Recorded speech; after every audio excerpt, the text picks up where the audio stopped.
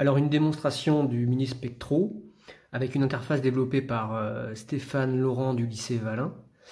Alors on va donc tester son interface avec le Mini Spectro. Donc on va régler le 0. Alors là c'est du sirop de menthe dilué, on va voir. Donc on fait d'abord le 0.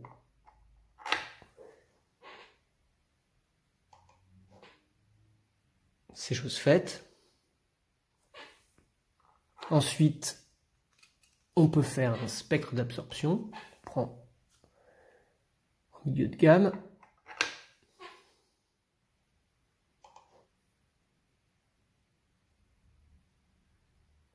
Voilà, donc on a 5 longueurs d'onde. On voit bien qu'à 650 nanomètres, c'est là que le sirop absorbe le plus, évidemment.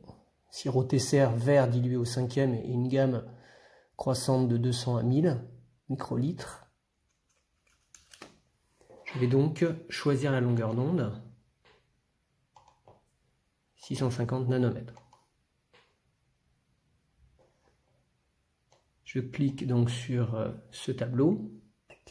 0, 2, 4, 6, 8, 10. Et je vais donc insérer mes cuves. Donc je commence par 0.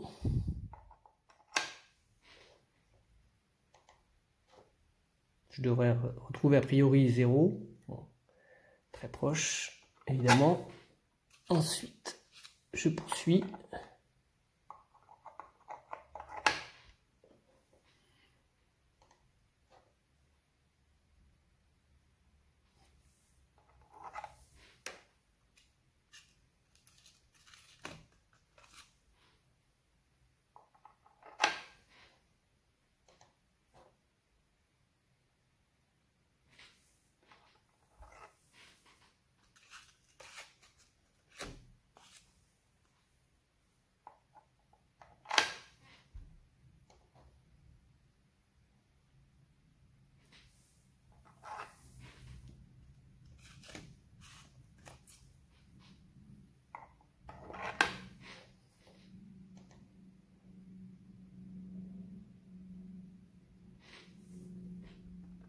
Et enfin, le dernier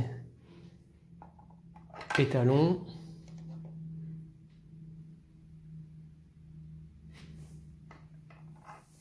Donc, en milieu de gamme X.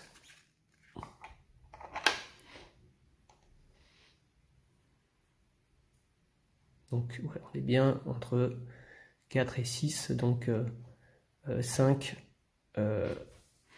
500 microlitres de la dilution en 1/5. Je peux donc afficher la modélisation et le R n'apparaît pas, mais on a donc les différents points de la gamme. Et on peut exporter vers le presse-papier ou vers Excel le fichier. Donc, test. Voilà, donc je retrouve le spectre d'absorption lissé ici et puis forcément en forme d'histogramme parce qu'on n'a que 5 longueurs d'onde qui sont mesurées. Enfin, les absorptions sont mesurées qu'à 5 longueurs d'onde. Et on retrouve notre valeur. Donc on pourrait très bien faire notre prévision sur la valeur obtenue pour 0,309.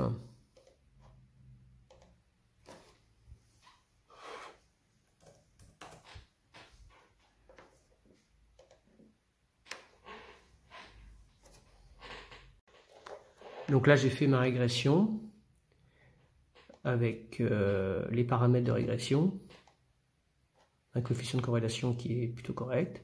Et on peut faire une prévision sur la valeur d'absorbance mesurée.